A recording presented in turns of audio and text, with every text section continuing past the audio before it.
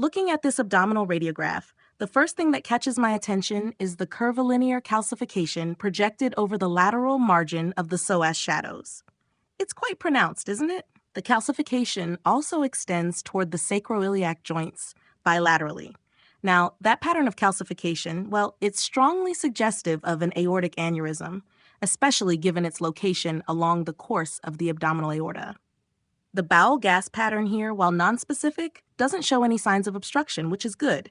And there are also some degenerative changes visible in the spine and both hips. Now, those are kind of expected findings in an older patient, and they don't really change the diagnosis, but it's always good to note the overall picture. Based on what I see, this is highly suggestive of a very large aortic aneurysm.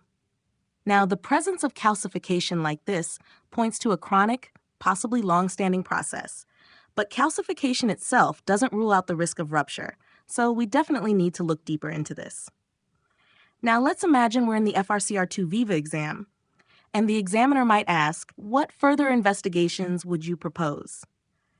Well, my go-to response here would be to recommend an ultrasound as the first step, which is quick and non-invasive to confirm the presence of the aneurysm.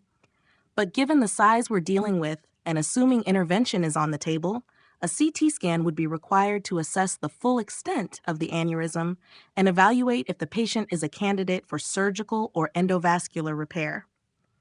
You'd want to see the exact dimensions, check for any signs of impending rupture, and of course, make sure you're clear on the involvement of surrounding structures. I think another likely follow-up question would be something like, what's the immediate management for this patient? Well, I'd emphasize that management depends on the size of the aneurysm and whether or not it's symptomatic. If the patient is in pain, or if the aneurysm is over a certain size, typically more than 5.5 centimeters in men, it's an indication for surgical intervention, as the risk of rupture increases significantly. I'd want to discuss the case with the vascular surgery team as soon as possible, and if the aneurysm is large, we'd need to move quickly. The options would be either an open surgical repair or an endovascular approach, EVAR, depending on the anatomy and the patient's fitness for surgery. Oh, and one final thing. After we've gone through the imaging and management, don't forget the basics.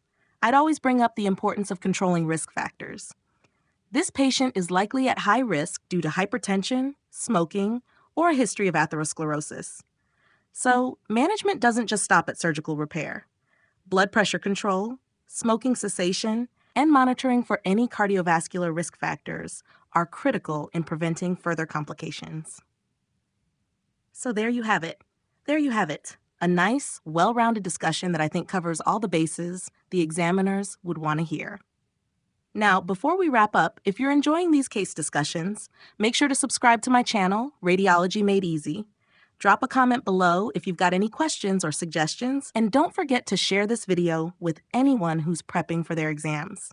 Let's make radiology a little easier for everyone. See you in the next case.